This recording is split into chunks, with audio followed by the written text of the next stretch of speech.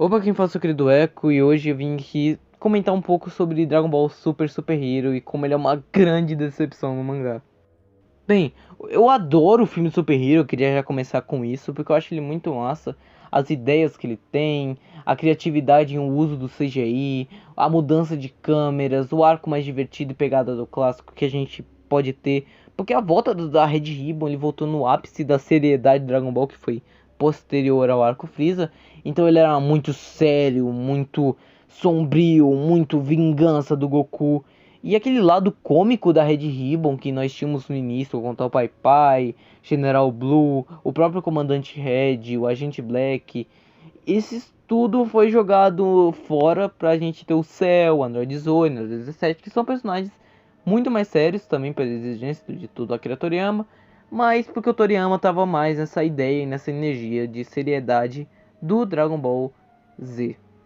Entretanto, essa volta da Red Ribbon misturou muito bem os universos, tanto a seriedade do Dragon Ball Z, tanto a energia de aventura e transformações e desenvolvimento de personagens que o Super tem, e a comédia, a zoeira, a brincadeira que o Dragon Ball clássico também conseguia encaixar muito bem. Ao meu ver, eu acho que o arco que a Akira mais tinha acertado essa dinâmica, essa ideia, foi no arco do Majin Buu, que é um arco mais cômico, mas é um arco mais leve, é um arco mais sério. Tem o Majin Buu para quem gosta do clássico, tem o Super Buu para quem gosta do Z, e tem o Kid Buu, que é uma ideia muito criativa do Akira Toriyama. Então ele acaba brincando bastante nesse arco do Dragon Ball Z, que é um arco muito diferente dos outros se você for comparar em retrospectiva. Entretanto, posterior ao arco Granola e o arco Moro, que infelizmente não puderam ser citados no arco do anime, a gente esperava no mangá, que a gente soube que ia ter uma recapitulação do Super Hero, que é uma ideia que eu pessoalmente acho interessante de ter, porque a gente tem muita gente que vai acabar só vendo Dragon Ball pelo mangá. Porque o anime tem um ritmo lento, tem muitas coisas que são chatas, diferentes do mangá. Então vai ter gente que vai eventualmente ler só o mangá e ele só quer ver o mangá. Porque é chato, convenhamos.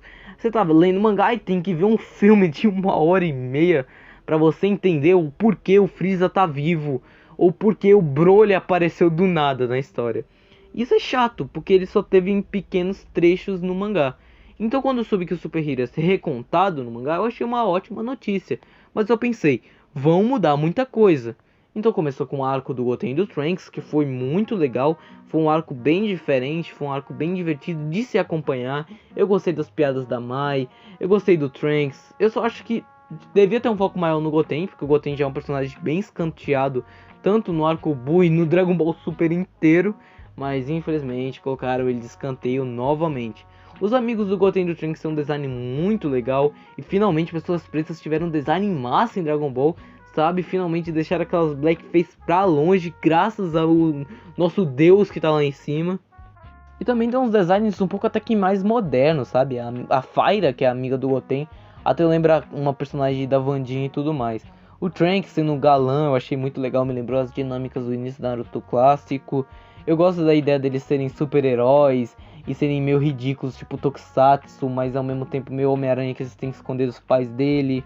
Eu gosto da pegada meio romântica do Trunks e da Mai. Eu acho da hora o Dr. Hido tá envolvido nisso tudo e ser um vilão muito mais cômico do que já é no próprio Super Hero. Mas aí tem um pequeno problema, quando o arco do Super Hero começa.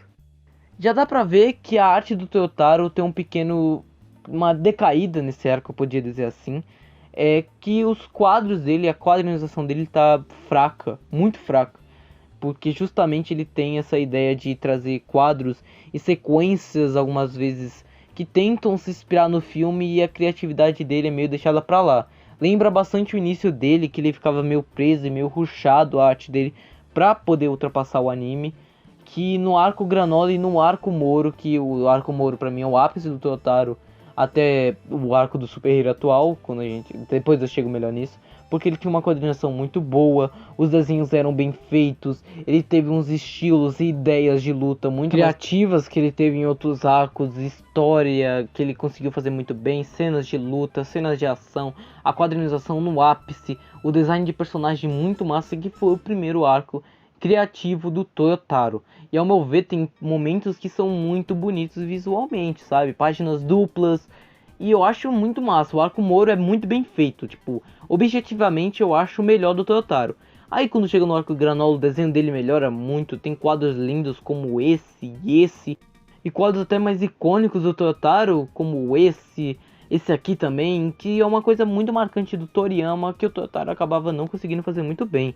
E quando você compara o Totaro dessa época, da faixa etária do Moro e Granola, que são os primeiros arcos originais dele, onde ele criou praticamente sem rushar e com o tempo à beça, livre, de boa e leve, com o início, cara, parece que você está comparando um profissional com um amador.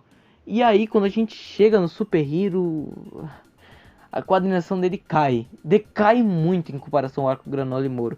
Porque ele fica se inspirando em muitos momentos do filme, fica muito preso às cenas do filme, dá pra ver que ele meio que roubou algumas ideias de lá e não foi tão criativo. Então tem muitos momentos que o Totaro acabava não sabendo fazer muito bem, como essa cena de transformação do Piccolo, e acabava ficando fraca, sabe? Ficava feio, a sequência de quadro ficava estranha. Que ele tinha que pegar em poucas páginas uma cena de vários segundos no filme. Tipo, uma cena de 1 minuto ele tinha que adaptar em 2 páginas.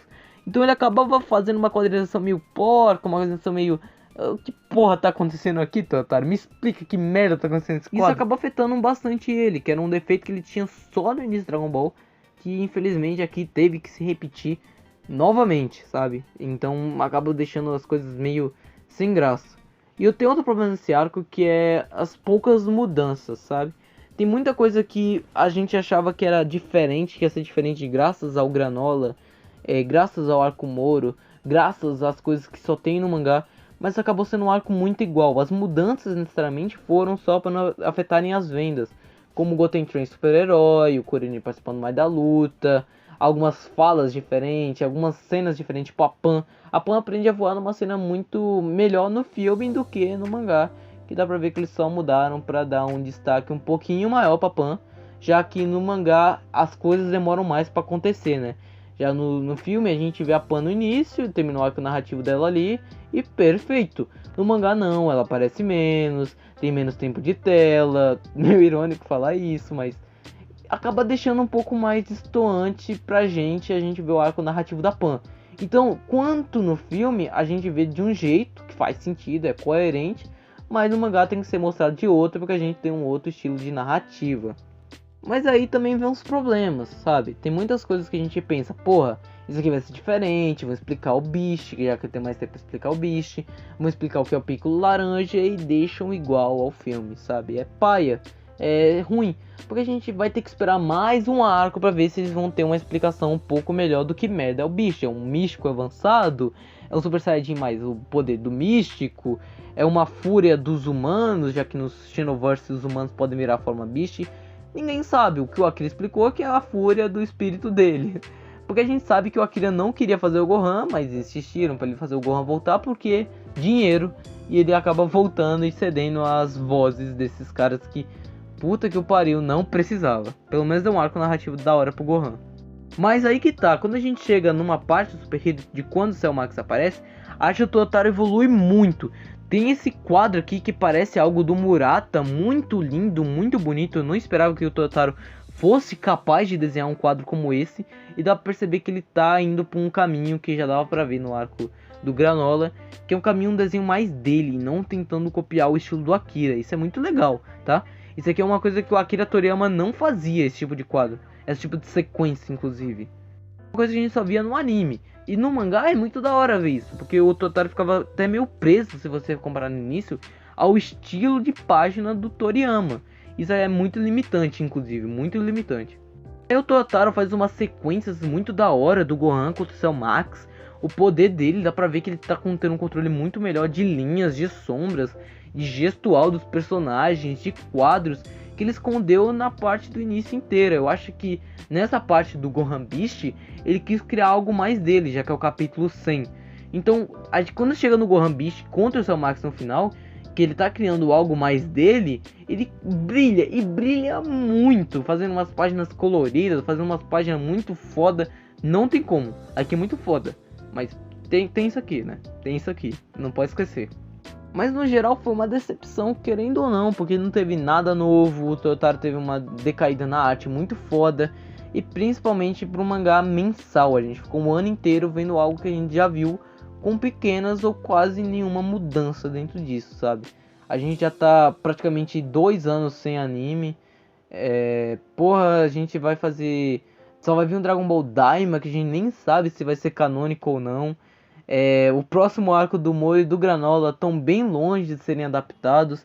Então dá aquele desgosto na boca, dá aquele gosto ruim.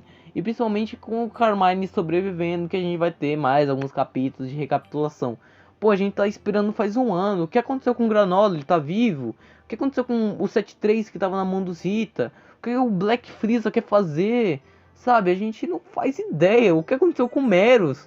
Então a gente fica nessa de, porra, eu quero ver o que aconteceu, eu quero ver Goku e Vegeta de novo, eu quero ver Ego Superior lutando, eu quero ver todos os Guerreiros Z juntos, eu quero ver Broly lutando. Mas o Totaro dá aquele puxado no freio, porque próximo ano é o ano de 40 anos de Dragon Ball, e tô deixando tudo pra 2024. Então, não tem o que fazer, foi decepcionante, obviamente, eu esperava mais, mas eu ainda acho necessário, sabe? Em retrospectiva vai ser muito melhor. E talvez um vídeo comparativo um dia, quem sabe, seria maneiro também. E principalmente pro Zone mangá, porque tem muita gente que não quer ver um filme de Dragon Ball pra poder ler o mangá. É chato demais.